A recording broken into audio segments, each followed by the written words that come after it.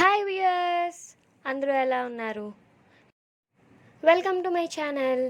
ఇంకా మన ఛానల్ని ఎవరైతే సబ్స్క్రైబ్ చేసుకోలేదో ప్లీజ్ డూ సబ్స్క్రైబ్. ఈరోజు బెండకాయ పులుసు రెసిపీతో మీ ముందుకు వచ్చేసా.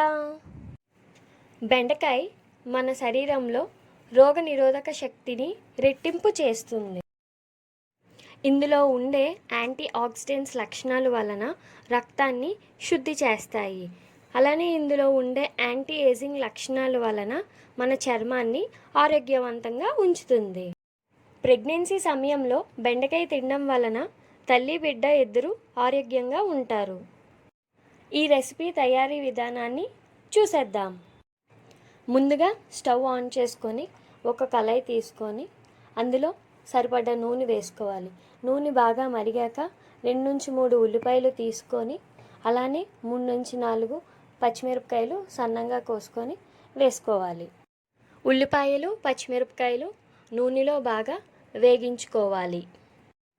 ఇప్పుడు 1/2 కేజీ బెండకాయలను తీసుకొని మీడియం సైజులో కట్ చేసుకొని వేసుకోవాలి. బెండకాయ ముక్కల్ని వేసుకున్నాక జాగ్రత్తగా కింద నుంచి పైకి కలుపుకోవాలి, లేదంటే బెండకాయ ముక్కలు విరిగిపోతాయి. బెండకాయలో ఉండే విటమిన్ ఏ, విటమిన్ సి వలన అనేక వ్యాధుల నుండి మనల్ని కాపాడుతుంది. బరువు తగ్గేందుకు ఈ బెండకాయలు బాగా సహాయపడుతుంది. బెండకాయలు కొంచెం వేగాక సరిపడ్డ ఉప్పు వేసుకొని కలుపుకోవాలి. ఈ మధ్య చాలామంది కాన్స్టిపేషన్తో బాధపడుతున్నారు కదా, వారికి ఈ బెండకాయ చాలా ఉపయోగపడుతుంది. అంతేకాదు షుగర్ వ్యాధితో బాధపడే వాళ్ళకి షుగర్లో బ్లడ్ లెవెల్స్ని కంట్రోల్ చేస్తుంది. బెండకాయలు కొంచెం వేగాక 2 నుంచి 3 టమాటీలు తీసుకొని వేసుకోవాలి. టమాటాలు వేసుకున్నాక వాటి పచ్చివాసన పోయినంత వరకు వేగించుకోవాలి. టమాటాలు వేగాక సరిపడ్డ కారం వేసుకోవాలి.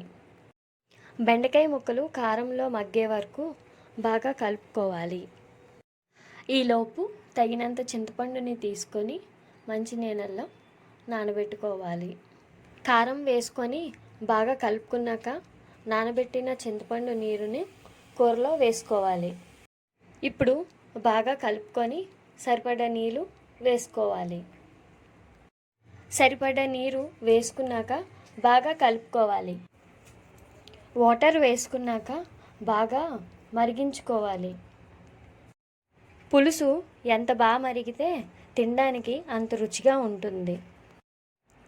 ఇలా పులుసు మరుగుతున్నప్పుడు చిటికెడు మెంతుల పొడి వేసుకొని కలుపుకోవాలి. ఇప్పుడు కొత్తిమీరని తీసుకొని బాగా కడిగి చిన్న ముక్కలుగా కోసుకొని పులుసులో వేసుకోవాలి. 5 నిమిషాల తర్వాత స్టవ్ ఆఫ్ చేసుకొని పులుసుని దించేసుకోవచ్చు. విన్నారు కదా బెండకాయల వల్ల ఎన్ని ఉపయోగాలు ఉన్నాయో. అందుకే బెండకాయలు అంటే ఇష్టం లేని వారు తినడం మానేయకుండా రొట్టెలు వేసుకొని తినండి. నా కోసం కాదు, మీ ఆరోగ్యం కోసమే. బెండకాయలు అంటే ఇష్టం లేని వారు ఇప్పుడైనా తినండి. Thank you for watching. Please do like, share and subscribe.